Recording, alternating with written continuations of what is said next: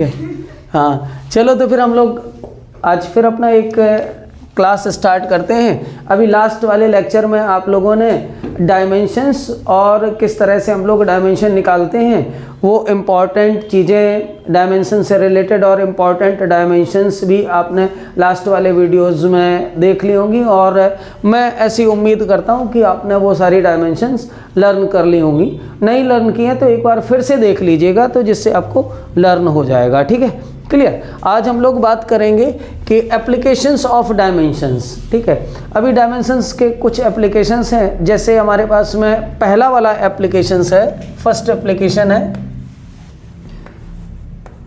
To convert numerical value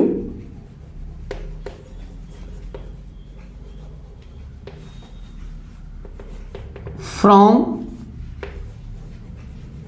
one unit to another unit, one unit to another unit. Okay, and second application आपका है to check the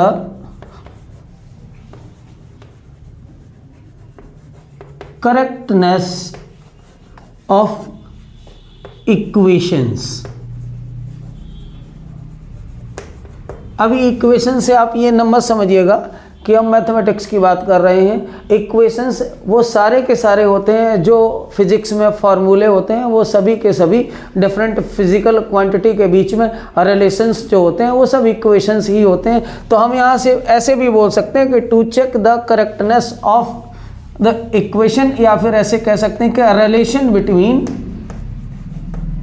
physical quantity. Okay, physical quantities.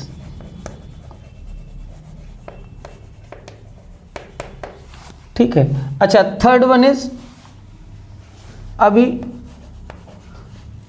To find the relation between different physical quantity. Okay, आप लोगों को पता है ना कि physical quantities क्या होती है बेटे, बताओ। फिजिकल क्वांटिटी क्या होती है? मेजरेबल वैल्यूज जो होती है, measurable things is called the physical quantity. मतलब अगर कोई फिजिकल क्वांटिटी है तो उसका मेजरमेंट होना पॉसिबल है। ठीक है, ओके, क्लियर। तो हम लोग अभी देर ना करते हुए to convert numerical value from one unit to another unit वाले एप्लीकेशंस को सबसे पहले, ठीक है, पढ़ते हैं। तो बेसिक सी चीज़ जान लेते हैं, आप लोग नोट कर लीजिएगा इसको, फर्स्ट एप्लीकेशन को, कि to convert numerical value from one unit to another unit. Okay, तो बेटे देखो, नॉर्मली चीज़ों को देखिएगा और आसानी से हम लोग इन चीज़ों को मेंटेन कर सकते हैं। क्या कि सबसे पहले आप एज्यूम कर लेते हैं कि न्यूमेरिकल वैल्यू किसी यूनिट में क्या है। तो ऐसे कंसीडर कर लीजिएगा इसके लिए कि let the numerical value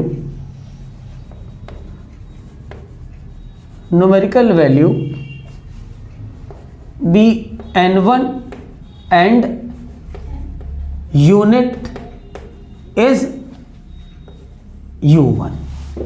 okay, and numerical value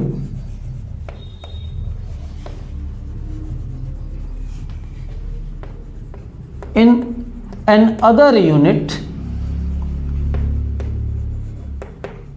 is n2 and unit is u2. Okay, clear. तो हम यहाँ पर दोनों यूनिट के लिए एक अप्रॉक्स डायमेंशन, एक एज्यूम डायमेंशन राइट डाउन कर लेते हैं, ठीक है, कि let the dimension of physical quantity in first unit is m1 to the power a, l1 to the power b and t1 to the power c. Okay, and another unit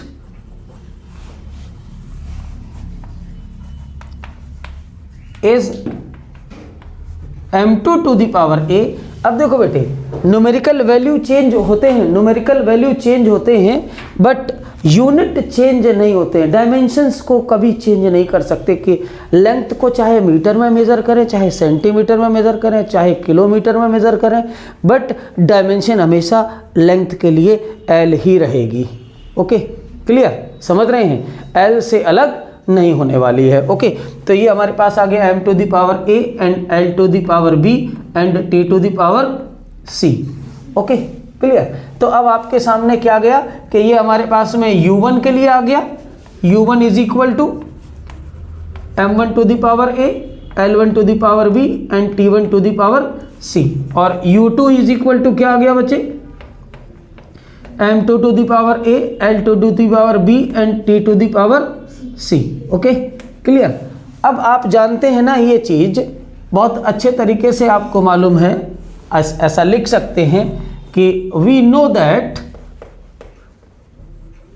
हमें क्या पता है बेटे कि n into you means numerical value और unit का जो product होगा वो हमेशा कैसा होगा, कांस्टेंट होगा।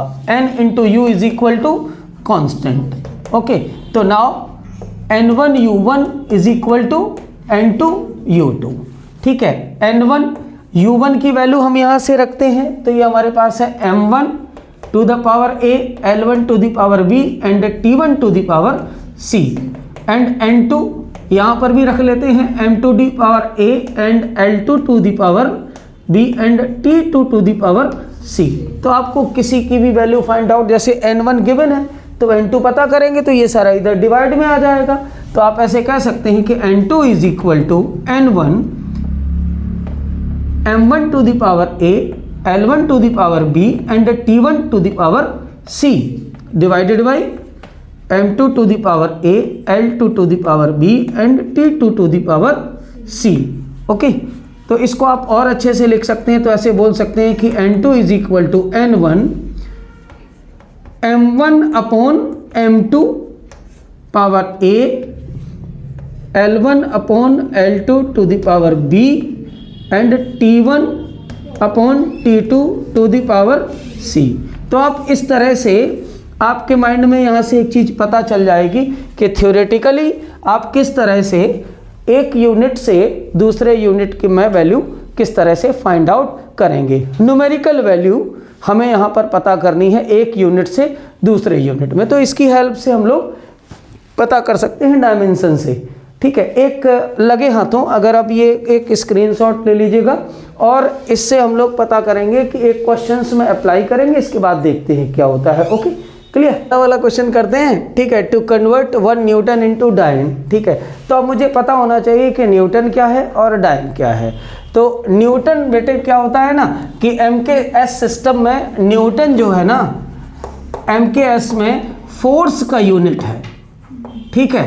फोर्स को हम न्यूटन से मेज़र करते हैं, और CGS में एक सिस्टम होता है सेंटीमीटर ग्राम सेकंड का, तो उसमें फोर्स को ही हम डाइन से मेज़र करते हैं। Okay, clear. तो आप ऐसे कह सकते हैं कि newton is SI unit of force and dyne is CGS unit of force. MKS और SI सिस्टम हमने आपको बताया था कि इन दोनों में सब में किसी में कोई भेद नहीं है, कोई डिफरेंस नहीं है, ठीक है। MKS, MKSA और SI में, ओके, ठीक है। CGS is a different type of system, it is the lowest system, मतलब जो हम मीटर में काम कर रहे हैं वो CGS में सेंटीमीटर में काम करते हैं। फिलहाल अभी हमारा टास्क इस पे तो बात करना है नहीं, ठीक है, हम इसको यूज कर रहे होंगे, बस ये जानने के लिए आपको बस बताया मैंने। क्लियर? तो हम बात करेंगे कि N1 फर्स्ट वाली यूनिट में N1 इज इक्वल टू क्या है बच्चे? 1 है, ठीक है। अब ये क्वेश्चन तभी आएगा जब आप फोर्स की डायमेंशन लिखना जानते हैं, ठीक है। तो डायमेंशन आपके पास में U1 इज इक्वल टू क्या आ जाएगी? M1 L1 and T1 to the power -2, okay. MLT to the power -2 होती है ना फोर्स की डायमेंशन, तो M1 L1 T1 to the power -2। और यहीं पे आइडेंटिफाई करना पड़ेगा बच्चा हमको कि वेयर M1 किस में है बेटे? M1 हमारे पास किस में होता है? MKS में, किलोग्राम में, ठीक है। L1 हमारे पास किस में होगा? लेंथ है मीटर में, और टाइम किस में है? सेकंड में, ओके। क्लियर? एंड सिमिलरली आपको दूसरे वाले में डाइन में पता करना है कि N2 इक्वल टू क्या है, और इसके लिए U2 इज इक्वल टू हमारे पास क्या आ जाएगा? M2 L2 T2 to the power -2। और यहाँ पर भी ये लिखना पड़ेगा आप लोगों को, ठीक है। बहुत आसानी से अगर आप लिख लेंगे सिस्टमेटिक तो आपको बहुत अच्छे से इसका मैं एक और क्वेश्चन दे दूंगा, ठीक है। आप उसको घर पे बनाएंगे तो आप आसानी से कर पाएंगे कि वेयर M2 किस में होगा? ग्राम में होगा। M2 किस में होगा? ग्राम में। हम लोग CGS सिस्टम की बात कर रहे हैं। और L2 हमारे पास किस में होगा? सेंटीमीटर में। और T2 हमारे पास किस में होगा? सेकंड में, ठीक है। क्लियर? तो नाउ आपको पता है क्या कि N1 U1 is equal to N2 U2। तो N2 की वैल्यू पता करनी है, तो ये जो मल्टीपल में है वो ट्रांसपोज होगा तो डिवीजन में आ जाएगा, N1 U1 upon U2, okay. तो हम लोग वैल्यू रखते हैं, हर एक जगह पर हम लोग वैल्यू रख देंगे, और वैल्यू रखने के बाद में पता कर लेते हैं कि इसकी वैल्यू क्या क्या होगी, N2 की वैल्यू क्या आएगी। तो बच्चे N2 इज इक्वल टू आपके पास में N1 की वैल्यू कितनी है? 1, ओके।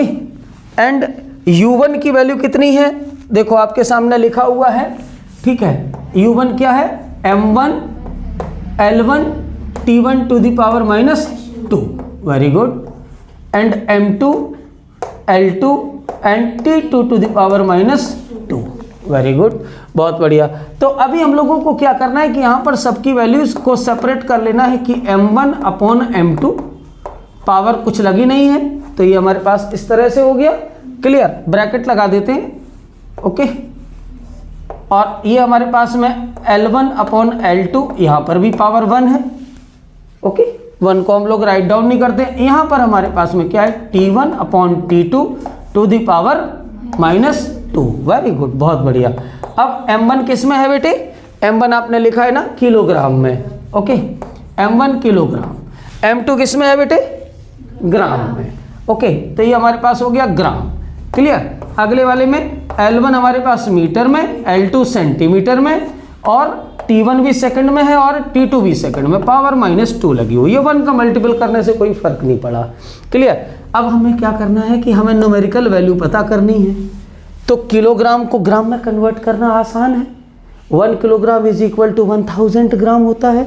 तो now you can say that 1000 gram divided by gram, okay. Clear? आपके पास में मीटर 100 मीटर में, ठीक है, 1 मीटर में 100 सेंटीमीटर होता है, डिवाइडेड बाई सेंटीमीटर। सेकंड से सेकंड कैंसिल हो गया, 1 रेज़ टू दी पावर -2। अच्छा, अभी एक बात याद रखना, 1 पर कितनी भी पावर लगे, 1 पर कितनी भी पावर लगे वो हमेशा 1 ही रहता है, ठीक है। अब 1 पर पावर इन्फिनिटी को छोड़ करके, ठीक है, 0 भी लगी होगी तो भी उसकी वैल्यू 1 होती है, रिमेंबर इट। क्लियर? तो यहाँ से देखेंगे, ग्राम से ग्राम कैंसिल, सेंटीमीटर से सेंटीमीटर कैंसिल, तो आपके पास कितनी 0 बची हुई है मल्टीपल में? 3, ठीक है, और 2 5। तो N2 की वैल्यू कितनी मिल गई आपको? 10 to the power 5। N2 equal to कितना आया? 10 टू द पावर 5। तो जब इसका आंसर आप राइट डाउन करें बेटे तो आप ऐसे लिख सकते हैं कि 1 newton is equal to 10 to the power 5 dyne, okay.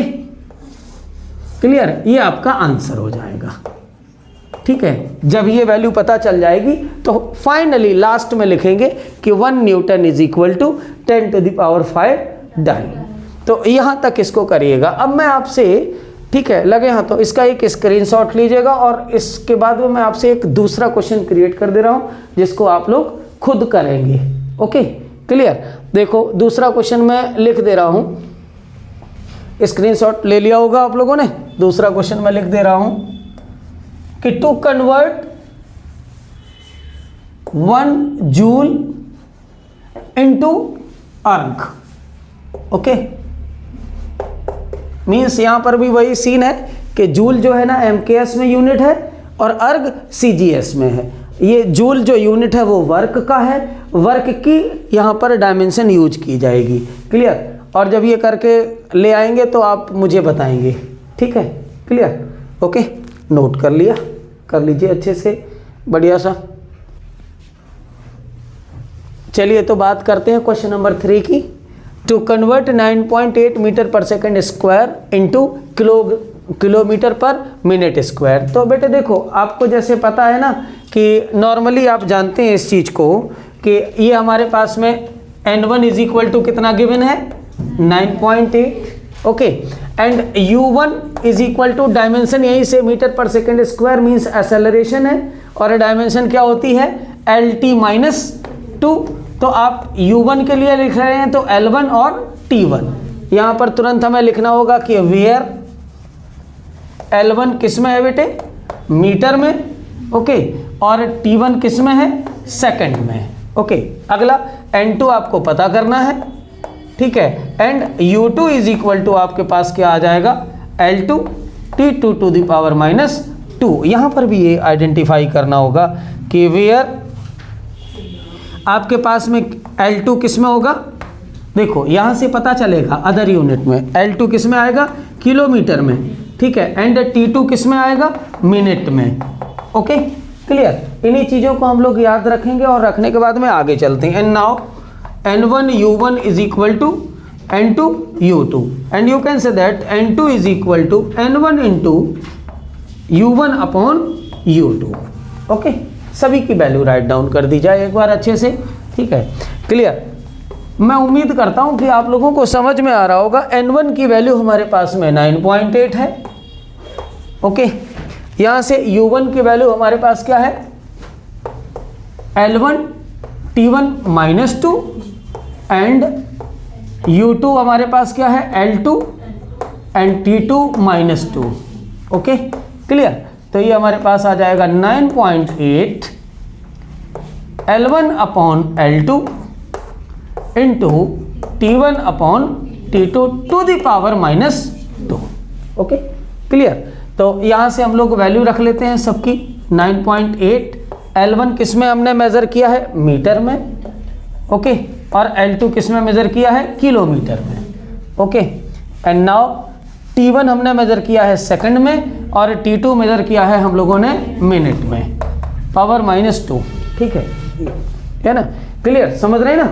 तो ये हमारे पास में आ जाएगा 9.8 एंड मीटर को किलोमीटर में कन्वर्ट करना थोड़ा सा कॉम्प्लिकेटेड पड़ेगा, तो हम लोग किलोमीटर को मीटर में बना लेते हैं। 1 kilometre is equal to 1000 metre, and now it is 1000 metre. Okay clear. अगर ये पावर माइनस है तो इसको हमें अगर प्लस करना है तो हमें इसको यहीं बदल देना, तो हमें अभी ऊपर पहुंच जाएगा हमारा मिनट और नीचे आ जाएगा सेकंड, और ये पावर हो जाएगी पॉजिटिव। Okay clear. मीटर से metre cancel. 9.8 divided by 1000 into minute के लिए लिखेंगे तो मिनट मेरे पास में कितना होता है 60 सेकंड, और ये हमारे पास सेकंड स्क्वायर, सेकंड से सेकंड कैंसिल हो गया। तो अभी हमारे पास क्या मिला बेटे, 9.8 into 60 into 60 divided by 1000। Okay, 1 2 दोनों जीरो कैंसिल हो गए, एक 10 इधर बढ़ा लिया, तो हमारे पास में ये मल्टीपल आया 98 इंटू 36 डिवाइडेड बाई 100। ओके, कहीं पे इसका मल्टीपल कर लिया जाए, मैं यहीं पे कर लेता हूँ कहीं पे। क्लियर कि 98 को आप ऐसे लिख सकते हैं 100 - 2 मीन्स, तो आपके पास हो जाएगा 36 - 72। तो ये हमारे पास 28 35 मीन्स आपके पास आ जाएगा 35 28 डिवाइडेड बाई 100। तो N2 की वैल्यू बेटे कितनी आ गई आपकी, डेसिमल लगा देते हैं 2 डिजिट के बाद में, तो 35.28। ओके, N2 की वैल्यू कितनी आ गई? 35.28। तो आप ऐसे लिख सकते हैं आंसर में कि 9.8 मीटर पर second square is equal to 35.28 kilometre पर मिनट स्क्वायर। ये आपका आंसर आ जाएगा। ओके, ठीक है। ये आंसर ऊपर मत लिखिए जाकर के हमारी तरह ऐसी कि जस्ट नीचे ही लिखना है, ठीक है। नहीं तो आप सोचें कि नहीं हम ऊपर लिखे जाकर के, तो इतना मतलब ऐसा काम नहीं करेंगे, ठीक है। ओके, तो चलिए आज हम लोगों ने एप्लीकेशंस ऑफ डायमेंशन का न्यूमेरिकल वैल्यू के कन्वर्ट करने वाले एप्लीकेशंस को समझा और उससे रिलेटेड 2 क्वेश्चन लगाए। एक मैंने आपको होमवर्क में दिया है, ठीक है, उसको आप लोग, ठीक है, सॉल्व करेंगे और जितने भी लोग सॉल्व कर लेंगे वो मुझे कमेंट करके बताएंगे, ठीक है। किसी को प्रॉब्लम आती है तो वो मेरे से बता देगा कि सर उस एग्जाम्पल को भी करा दीजिए, तो मैं उसको भी करा दूंगा। तो फिर ठीक है, आज का क्लास हम लोग यहीं ओवर करते हैं, ठीक है। बढ़िया अच्छे से रिवाइज करिए, नोट्स बनाइए, हंसिए हंसाइए, एंजॉय कीजिए, अच्छे से